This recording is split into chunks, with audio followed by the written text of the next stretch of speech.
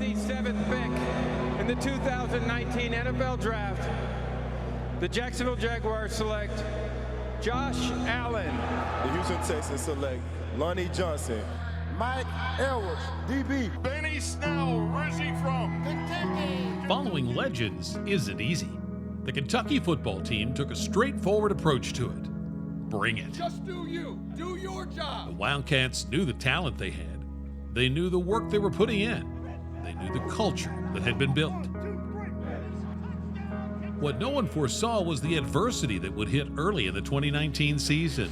Oh, that's a horse collar. There should be a horse collar, and there's the flag. And he's hurt. But not even that could derail this team. We just all feel for Terry. We're definitely going to miss him, but you have to bounce back. You have to be resilient, and we have to move on. And I'm confident our team will do that. Mark Stoops and the Wildcats reforged their identity, taking on all comers with a physical offense and a defense that emerged as one of the nation's best units. I've never been more proud of a football team than tonight. Never. All night. We just were a team. Very nice. Going to run up the near side, get the first down. He lobs it down the near side, and there's the turnover. Interception. Breaks the tackle. 4 rushing touchdowns and the most rushing yards ever by a Kentucky player. UK finished the regular season with a flourish. 3 blowout wins to set up a Belk Bowl showdown with Virginia Tech. Play for each other, play hard, play with passion, have some damn fun. There, the Cats won a thriller and a second straight bowl championship. For the future of the team and everybody around the world that's watching this, stop disrespecting us, because we like that, you heard me? Now, Kentucky football has a new set of legends to follow.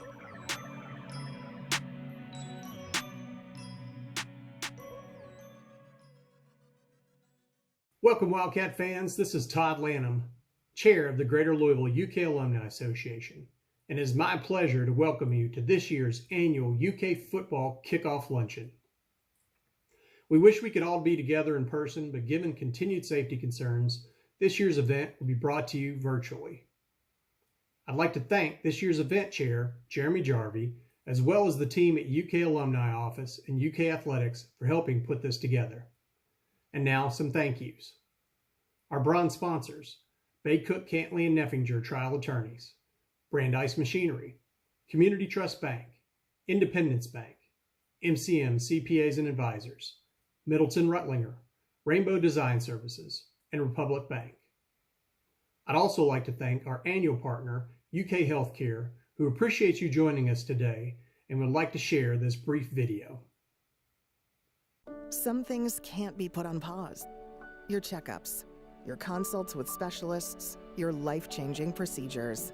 That's why we're adapting quickly to make our hospitals and clinics even safer for you and to give you more convenient ways to connect with the care you need at Kentucky's #1 hospital. That's how we're meeting this moment for you and for the health of all Kentuckians. UK Healthcare, the power of advanced medicine. And finally, none of this would be possible without the help of our longtime, generous corporate partner, Central Bank. Central Bank's commitment to our club and the University of Kentucky is a critical part of the success of our support of the UK Scholarship Fund.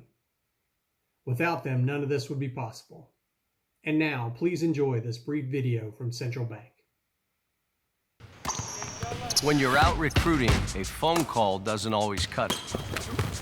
You have to be there face to face. It's the same with banking. That's why I chose Central Bank. At Central Bank, it's easy to stay connected with online and mobile banking. But when you need someone to talk to or a quick decision made, we're right here with the products and personal service to help guide you toward your financial goals. Think local. Grow local. Bank local and put Central Bank's local advantage to work for you. And now it's time to hear from the Wildcats. Ladies and gentlemen, enjoy the show. Go Cats. We talked about how important this young man is to this offense. He's light years above where he is. And he's one of the best athletes out there. I don't think we've seen the best of what he can do yet. You never know what life's going to throw at you. Might be an injury, might be a setback. Might be something nobody could have ever predicted. So we're learning that March Madness has been canceled for 2020. We all know that most of the sporting events have been either postponed or canceled. The NFL announced it will proceed with the 2020 draft in full virtual format. The COVID-19 pandemic on college athletics. All classes will be held online. The campuses remain closed. You just never know. The game can be taken away. I know that firsthand. After the last couple months, we all do. But now, we're coming home. We're gonna come together. We're gonna work. We're gonna get ready to take that field. We're not gonna take one moment for granted. Because we know the game can be taken away. It's time for us to take it back. What's going on, Big Blue Nation? My name is Kash Daniel, sitting here with Head Coach Mark Stoops. Usually Coach Stoops is giving this speech to you guys in person, and I'm usually on the practice field getting ready for practice, but with a whole new different year, things are kind of different. So we appreciate you logging on and being with us here today. Coach, start things off, man. How you been? Doing good, buddy. How about you? It's a pleasure to be doing this with you first and foremost. You and I are usually, like I said, for all these years we've been on the practice field and so used to seeing you out there. But lately, I've been catching you on the fishing ponds. Absolutely, a little more relaxed. Yeah, a little more relaxed during the COVID. Kash and I played a little, I did play a little golf, but also did a little fishing. So that was a lot of fun. So it's good catching up with you. But as you mentioned in the opener there, Kash, it is really different. And I thank you. I'm sorry we're not in Louisville doing that luncheon like we normally do. I promise you, as soon as we get back to normal, I'll get out there and we will do this luncheon again. But I can promise you I'm as excited right now as I've ever been, just because of the strange year that we've had. It's been such a long process getting to this point, but it is game week. So that's exciting. I know our players, our coaches, we've worked extremely hard, and we're very excited to get going. So it's time. Absolutely. And speaking of it being a different year, you get into maybe a week or two into spring ball, and you have to cancel the rest of spring ball. They cancel school and everything like that, and now you're just playing by ear of what you can do next. What has been the biggest obstacle you've had to face as a coach during this pandemic of running a normal program? Yeah, it's been strange all the way going back to that spring. As you mentioned, I remember during that time, during those couple days, the Wednesday before spring break, the Thursday was going to be our last practice, and I remember those times changing really by the hour. Mm-hmm. Certainly by increments. If you look at it every 3 or 4 hours, things were changing rapidly. And I remember getting a good feel, being like, boys, maybe we should come back and practice Friday morning because I have a feeling this is going to be shut down. Right. After spring break. And it has. I'm, proud of our team. I'm proud of our medical staff. We've done as good a job as we can. I feel like we have dedicated players here, as you know. The tone that you set and so many other guys with you kind of setting the tone for leadership. We've worked hard on that for the past 7 years. Absolutely. And you've been a big part of that.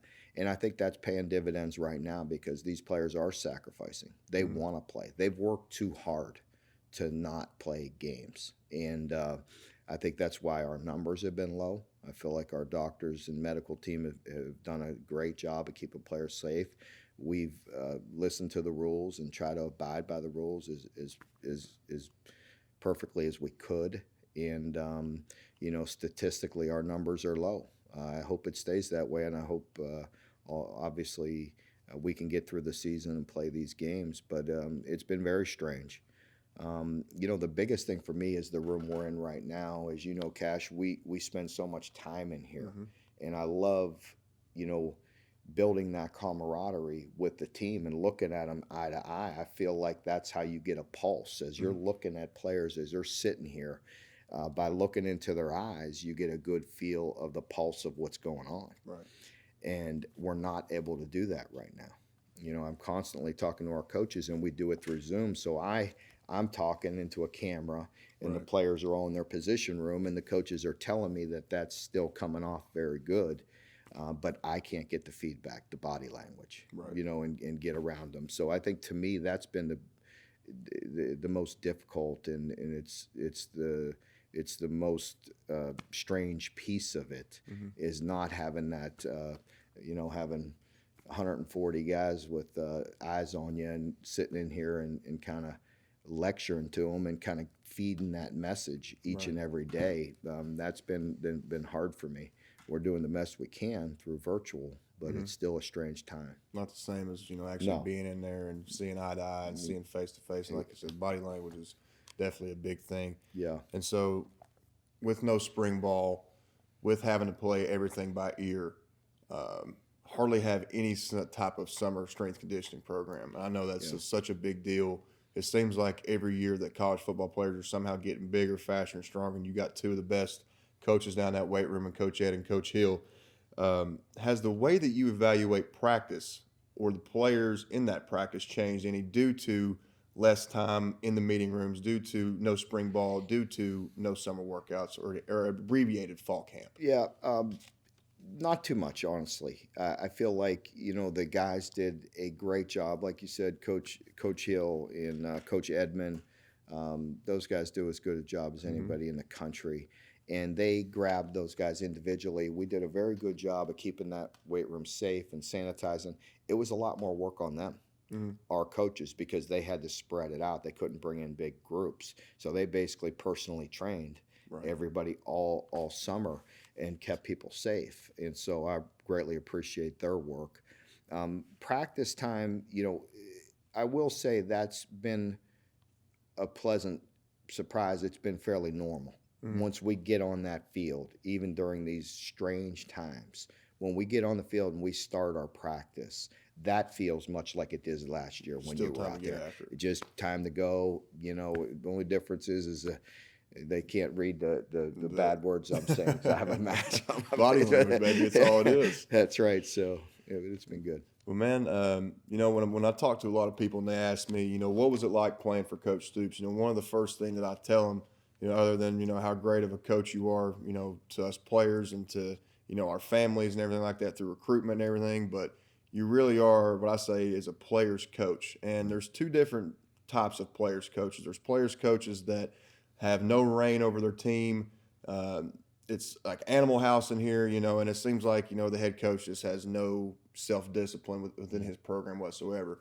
But the definition I would give your style of being a player's coach is I feel like we had that, or have still, that mutual respect of you respected our time so greatly that we had to come in and respect your time. And when we're in these meeting rooms, when we're on that practice field, we're locked in because once we come in and do our stuff, you respected our time as players enough to say, hey, these guys need to have a couple hours break. They need that hour to go to study hall. You know, they need something like that. And I think that's how a lot of guys have, you know, grown to love the playing for you, is because it's like you scratch our back, we'll scratch your back kind of deal. Where did that kind of coaching style come from? Was it built up through your father, or would you just kind of develop it on your own? I do think some of that originated certainly with my father and maybe my brothers, but that's always what I've been comfortable with. That's always been the way. One thing about coaching, and I think you can attest to this, of all the different sports you've played and different coaches and everything, you better be who you are. You better darn sure be authentic. Right. And so I definitely think some of that probably originated with my father. He was very much like that, very demanding. You couldn't help but have respect for my father just by the way he lived his life and went about it. And I'm not comparing myself because I'm not the man he was. You know what I mean? Right. He's a remarkable person. I probably can't live up to that as much as I try. But you do strive for that. But that's how he was. He just always led by example. He worked hard, didn't have to say a lot. You know, but I've always been that way. I feel like, you know, as I've gotten older, you know, I've probably toned down a little bit. You know what I mean? I was really maybe, you know, on tilt more as a young coach. in being demanding of it. But I always respected the players and always wanted a relationship with them. Mm-hmm. To me, it's building that trust. First of all, I want that. I think players need it certainly now as compared to 15 years ago. Players are different. You know what I mean? You have to coach them different, and and I like the way you gave that definition, because that is what I'm seeking. I do respect every player in here, and I do. Yep. They bust their tails for us. They bust their tail for the Big Blue Nation. They lay it on the line every day. They deserve our respect as coaches. Right. It's always a two-way street. Mm-hmm. I'm going to bust my tail for the players, and I expect them to bust their tail for the organization, for their peers, and we're always striving for that balance. And what I enjoy, and I think you again can talk about that and relate to it, is man, this is difficult, and you have to enjoy the good pieces of it, and I certainly have, and I think you and the players we've had here are a testament to that, because I've enjoyed being the head coach. I feel like I'm in this role. I'm blessed to hold this spot down right now for the next head coach, because sooner or later there's going to be another head coach here. Mm-hmm. But I'm blessed to be in this position to provide, to help these players become everything they can be. Right. And what better example? I mean, you know what I mean? And like you've talked about that, but I mean, here's just a simple guy from Eastern Kentucky, and just kind of found your way, found your voice, found your leadership voice, found your personality in the future that you're going to have. And like, I love that. I love that part of it, of helping people grow. And I feel like that's why I'm in this position. There's a lot more to it than football. We all know how important that is. Right. We all know if you don't win, you're not going to be in that chair very long. So certainly we put everything into it, win games, but there's a lot more to it. Mm-hmm. And you talk about leadership and how you had, players come up and develop their own style of leadership. You have one of your leaders back, and your offensive leader, and Terry Wilson. Last year come down with a gruesome injury. We had to put Landon at quarterback. Kind of had to change the whole offense, as we know it. Well, now you got Terry back. How has Terry performed throughout camp? How's his confidence level? And what does he have to do week in and week out to lead this offense against a tough all-SEC schedule? Well, I'm very pleased with what I've seen. I mean, he looks comfortable. Obviously, there's some rust on. When you play that position, reps matter. Reps count. Back 2 years ago when he helped lead us to 10 games, he was still very new in that system. As you know, last year during the summer, during camp, he looked much more comfortable than he did the year before, and we all were so excited about that. And then injuries happen. Unfortunately, they're part of the game. But I feel like he's responded in a big way. He's still older, wiser, has more experience. And so now I expect that to pay off and pay big dividends when it comes to playing on Saturday. It's a tough position to play. There's a lot of moving parts, and we have a 10-game SEC schedule, so he's going to face good defenses and every week. And, and it's kind of interesting as I sit around and watch, college football as you do, and I see, certain styles, I see certain leagues, I see people play. I kind of chuckle to myself. I'm like, where's all that space when we play? You know what I mean? Absolutely, because there's, when you play against defenses in the SEC, there's no easy green grass. There's no easy catches. You have to earn every yard. Every yard you get. And you have to create space and get open and throw good passes and make competitive catches. But there's nothing easy. I watch other people play, and there's people running free all over. Like, there's green grass out there all day. Well, not in our league. No. I could promise you better earn your yards. So we're excited to have Terry back. Good. Definitely got to throw it in through a window. Yeah, absolutely. From a defensive side on the defensive side of the ball, throughout camp, from a leadership perspective, who has stepped up, as a defensive leader, in your eyes? Yeah, I think the biggest guy I think that made the biggest jump in that area would be Boogie. Jamar Watson, really has stepped up. I think he'd be the first one to tell you. Maybe going into the last season, not that it was bad. He's always been a good kid and a good person, and he was ready to kind of, we had lost Josh Allen from the year before, and Boogie kind of maybe just felt like, okay, now it's my time. Well, you can't ever put the cart in front of the horse. You kind of just take care of business. And that old coaching cliche of just, doing all the little things right, and then sooner or later big things are going to happen. It's true, and that's true with Boogie, and it's true in the leadership role. And I think he's always been good, always been a good leader, but I think he's taken it to another level this year and really has his ducks in alignment and is ready to lead us. He's ready to play a really good season. I'm excited about that. Another guy that, is Quentin Bohanna, because people respect you, and Yusuf Corker, but, Yusuf and Q, both are guys that as they get into their senior year, they need to be more vocal. We need them to step up. And they're older guys, they've been around, and we need them to step up and kind of find their voice. Right. Well, I know the standard hasn't changed of how you approach practice every day. I know the standard hasn't changed of, how you approach meetings every day, and everything's the same like that. And people are wondering, with an all 10 game SEC schedule, this is different. Yeah, obviously it's going to be different, with not as many out of conference games, none at all. You're having to play a top opponent each and every week. So overall, from a defensive and offensive side of the ball, with no spring ball, with abbreviated fall camp, what can fans expect to see from this year's Kentucky Wildcats? Yeah, we're going to approach it just like but we're going to approach it the same way.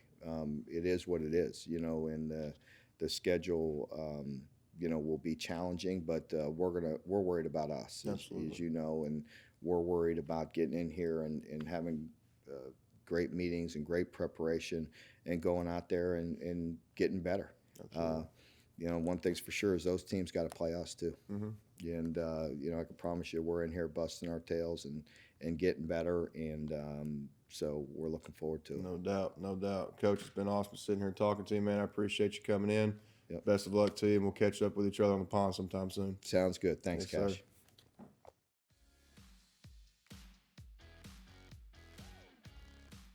Sitting here with a good friend of mine and a good friend of the BBNs, Josh Paschall. Man, it's good to see you, man. Good to see you, too. How you doing, man? You been doing all right? I'm doing great. Good, brother. Good. Well, first thing I got to ask you, man, first off, I got to say is that you've developed, ever since you first got here, one of the things that, I noticed about you was how mature you were on handling your business as a college athlete. And you've developed as such to be a great leader, not only on the field, but off the field in the community as well.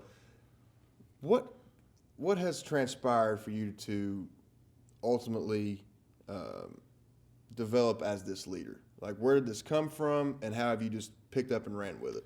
Well, it really just came down to having guys that set the path for me, as far as Josh Allen coming through, you coming through, and just Courtney Love and things like that. I remember last year, Courtney Love, he really started throwing me in the fire as far as just making me speak at places and things like that, just so that I can just get out of that shell I was in and stop being so shy, and just really step up as a vocal leader. And because I believe I was always a leader that led by example, but I really needed to take that step to be a vocal leader. Absolutely. And I feel like this last year I really stepped up as far as that goes. Yeah, Courtney definitely is one of those guys that always tries to bring out the best in everybody. And with him, for me, when I first got here, he was that first, true leader, that I've been around in a college football program. Yeah. So I definitely took away, some part of his game and reimbursed it into mine as well. Speaking of part of your game, with the COVID-19, everything going on with quarantine, we've had a lot of time in the off season. What has been one part of your game that you've put a really big emphasis on leading into this season? Specifically is my hands. Just being able to use my hands more and know how to use my hands and when to use them. Especially I've been working on getting my twitchiness back and just being able to be fast again, because I know it was hard coming back from everything that I came back from. And so just getting back to my old self and being able to get better from that and really get twitchy again, and just be a full player, if that makes sense. And, speaking of Twitch and everything and how we get that explosiveness and everything that we do, especially on the defensive side of the ball, one of the biggest, I would say, key factors into that is having a full strength and conditioning program with Coach Ed and Coach Hill. And with no when they're canceling spring ball, they canceled the rest of school last year in the spring, and you guys have had an abbreviated summer workout. You had an abbreviated fall camp. How has not having a full season of strength and conditioning with Coach Ed and Coach Hill played a role in how you approach every day in practice? I've approached it because, you know me, I always approach every day of practice like it's my last. I always got to just go out there and give it my all and always put in extra work. But as far as things not being the same, because, you know, when we came back from COVID, they had to acclimate us back into workouts, so they couldn't go full out as the first day and things like that. So back then, I would just get two workouts in a day. I'll go and do our workout, and then I'll go on my own and do some defensive line stuff and things like that. And so just always trying to stay 2 steps ahead of the game. What you have to do during this time. Well, man, I know that, you know, your work ethic's definitely not in question. You know, I know you've always been the guy that, you know, was always out getting something extra done, whether it be an extra rep in the weight room, whether it be, you know, extra pass rush drills or extra time in the film room, man. Your self-discipline and the way you carry yourself that definitely is never in question. You know, the last couple of things I got here for you, man, we'll switch it up to the more fun side of things, is you know, you being a Maryland kid, and you've been here for, this will be your 4th year now. You know, your brother played here. You got a lot of Kentucky ties here, man. What's your favorite part, you know, about, you know, playing for the Kentucky Wildcats and ultimately playing for, you know, the people of the state of Kentucky? My favorite thing is the people, if that makes sense. You know, everyone here is just so genuine and nice, and you can go somewhere. It doesn't matter where you are in Kentucky, and they're going to treat you with respect. And I feel like that's something that that I don't take for granted. I love it. I can go anywhere, I feel like, in Kentucky and feel love no matter what. And so I'll probably say that, just the unconditional love that we have here. Absolutely. Well, man, you're an inspiration. You're a great leader. And, you know, for a lot of people that don't know you, man, you were an awesome teammate to me, and you've always been a great friend. Thank you so much for sitting down here with me, man. Good luck to you this season. I can't wait to watch you ball, man. Appreciate it, baby. Yep.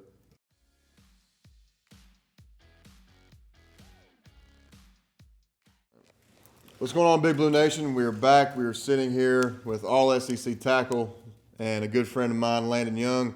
Landon, first thing I got to ask you, man, is you know, it's been a long time since me and you have, you know, been face to face, and, you know, there's a lot of stuff have happened. COVID's happened, some things like that. But one of the biggest things that's happened is you've recently gotten married. So what's it feel like being a married man now? Hey, it's a good feeling, man. And, you know, my parents always told me the joy of finding somebody that you want to spend the rest of your life with. And I found a good girl, and of course she's from your side of the state. My neck of the woods. Yeah. And so no, I'm really excited. We've settled in, moved in, and just been able to really focus on you know, getting to know each other after the marriage part. You know, it's all never-ending sort of journey with them, learning them and being comfortable with them and giving everything you got to that marriage. Awesome, man. Awesome deal. And another big person in your life has been, you know, Coach Slarman. Yep. And, you know, he's been a big inspiration to myself, been a big inspiration to a lot of guys on this team. But personally to you, what is his determination and grind, you know, just overall what he represents, what has that meant to you, and how has that influenced you as a player? You know, every day he comes out, and I know that he could be sitting at home with all the treatments and everything, that he doesn't have energy, that, you know, this stuff kicks his butt, that he's, you know, whether it be a really bad day where he may be puking or maybe a really good day where he actually has some energy. But seeing him come out every single day, it gives me no reason not to be able to get up in the morning and not make an excuse for the day. This man's already out here every single day trying to get away from thinking he's a guy with cancer and thinking more of, you know, this is my outlet, and I'm going to come here every single day to better you all, not just as football players, but as men. So for me, it gives me that personal drive that if he's going to come out here and do that every single day, fighting for his life, why can't I do it every single day and act like each of these snaps are my last one? Absolutely. Speaking of snaps being your last one, this is your senior season coming up, man. This is, you know, from experience, man, live it up. This is going to be something that you're going to look back on the rest of your life and wish you had, you know, another snap. Wish I could be in this seat again. Wish I could strap it up with you one more time. Absolutely. But waiting a lot of years for this. Absolutely. And so you being a top tackle in the nation, probably the top tackle in the SEC, one of the top overall offensive linemen in the country, what do you have to do this year to separate yourself from the other top offensive linemen or top tackles in the country to further your name on one of those NFL draft boards? You know, one of the biggest things is just consistency. And that's something that I think a lot of people, especially at the next level, they look at. You know, you can come out and you can have 5 really good plays, but can you go out and do it for 75 plays? You know, especially when we're coming from a year that we were 95% run and we're switching it back toward more of an even spread. And I had to go back and focus a lot on my pass sets and my pass game, making sure that I can go out there and execute and perform and consistently do that on the field this year, since last year we didn't have a lot of experience at it. But really, I think that, you know, being able to go out there, have fun, show them that it's fun, that it looks easy, but be consistent and still have that drive for football, go out there and show everything you've got. Good deal. The last thing I got here for you, man, is that I know when I was playing, a big reason of one of my whys, you know, why I got up and why I did this stuff every day was that, you know, I'm a hometown kid, I'm a home state kid. You know, obviously, anytime that they mention, you know, me or you or Drake, you know, and something like that, we always talk about how prideful we are about being from the state of Kentucky. Your senior year, you've had 3 years, 4 years to look back, you know, playing for your home state, played in Lexington throughout high school. What has been your favorite part about playing for your home state? I would definitely say one of my favorite parts would be being able to go out into the community, especially during even just community service, just going out and enjoying a meal out and seeing all the kids' lives that you impact that you have no clue that you do. Yeah. And you have these little 4 and 5 year olds, even up to 17, 18-year-olds in high school that come up to you and they're like, man, you're Landon Young, or man, you're Kash Daniels. I know you felt the same way about it. And they're like, man, I just look up to you, man, you're awesome. How do I get to where you're at and everything like that? And it's just about being able to go out and give those kids something back for, you know, telling their mom, hey, I want to get a jersey with his name on it, or coming to the games, hey, I want to go to this game. Being able to go out, give them that experience, give them that real life advice of how much it took to get to where we're at and what they can do to get to where we're at one day too. Not just that, but on a spiritual level too. Being able to use this as my platform, be able to spread the word of my Lord and Savior Jesus Christ. And, you know, if I can plant one seed in somebody's life, then that's what matters. Absolutely, man. Paving it forward. Absolutely. All SEC tackle Landon Young. Landon, thanks for sitting down with me, man. Can't wait to catch up with you again sometime out on the pond or in the hunting blind somewhere. I love it, man. Yep. Thanks, buddy. No problem. Thank you. Yep. Lexington, Kentucky, the home of thoroughbreds, opportunity, and a blue-collar mentality. At the University of Kentucky, anything is possible. It's the people who make it home. Big Blue Nation is roaring. The party has started. Kentucky earning respect with every snap. We specifically tailor what we do not only to the football athlete, but to each position.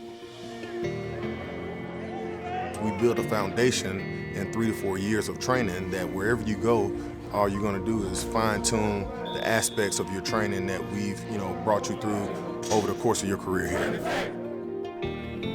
Here at Kentucky, we pride ourselves on taking care of the student athlete as a whole.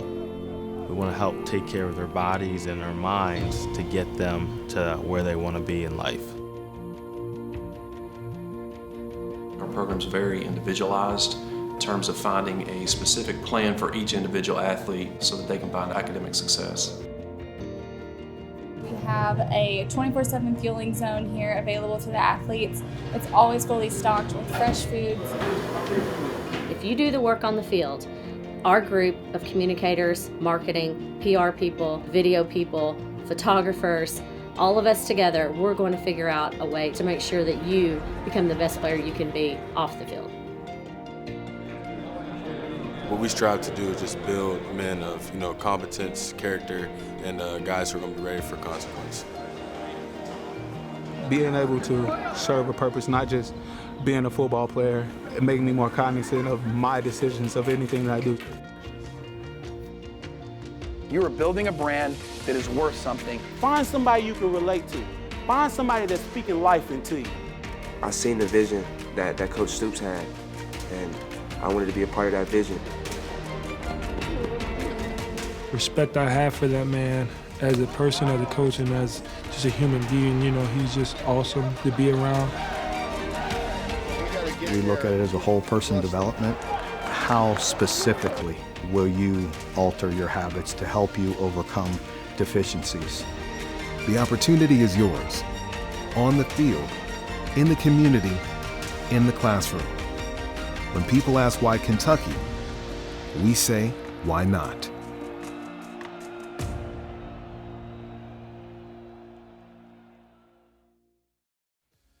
Thank you for joining us today. We appreciate your support and hope you enjoy the season. From everyone at the UK Alumni Association of Greater Louisville, go Cats.